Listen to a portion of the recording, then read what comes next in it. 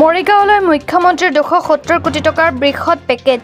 মৰিগাঁও আয়ুক্ত কাৰ্যালয়ত পোনপ্ৰথমবাৰ অসম মন্ত্ৰীসভাৰ কেবিনেট বৈঠক অনুষ্ঠিত হয়। বৈঠকত মৰিগাঁৱলৈ মুখ্যমন্ত্ৰীৰ 270 কোটি টকাৰ পেকেজ ঘোষণা কৰে। কেবিনেটৰ অন্তত মুখ্যমন্ত্ৰীৰ নতুন ৰূপত গঢ়ি তোলা হ'ব। লাহৰীঘাটৰ পৰা খাইৰুল ইছলামৰ ৰিপৰ্ট। বন্ধু বান্ধৱী আজি অসম চৰকাৰে আৰু আমাৰ মন্ত্ৰীসভাৰ কেবিনেট বৈঠকখন মৰিগাঁও জিলাৰ সদৰ মৰিগাঁৱত অনুষ্ঠিত কৰিবলৈ পাই আমি সঁচাকৈ গৌৰৱ অনুভৱ কৰিছোঁ। অসমৰ বিভিন্ন জিলা সদৰলৈ গৈ আমি কেবিনেটসমূহ অনুষ্ঠিত কৰিছোঁ আৰু কেবিনেটত ৰাজ্যিক সিদ্ধান্ত লোৱাৰ উপৰিও জিলাখনৰ উন্নয়নৰ বাবেও আমি বিভিন্ন সিদ্ধান্ত গ্ৰহণ কৰোঁ।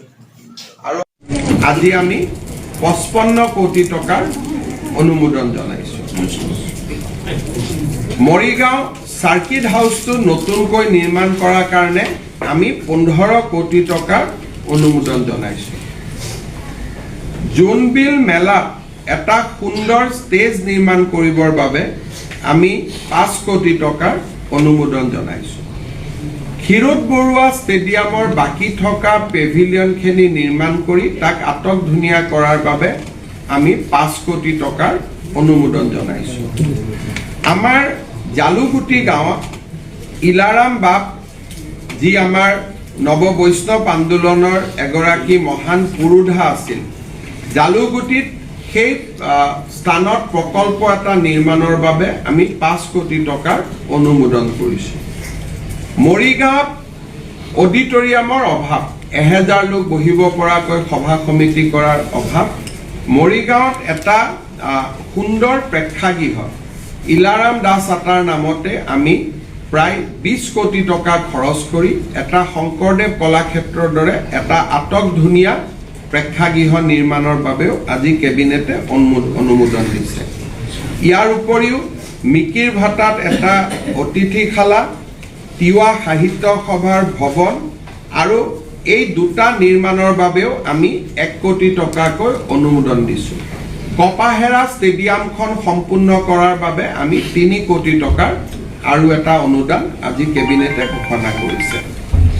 মৰিগাঁৱৰ কেইবাখনো বিদ্যালয় ইতিমধ্যে 100টা গৌৰৱোজ্জ্বল বছৰ পাৰ কৰিছে। মৰিগাঁৱৰ central Motiram Bora higher secondary school, মই জিলা কৈছোঁ, সমষ্টি কোৱা নাই।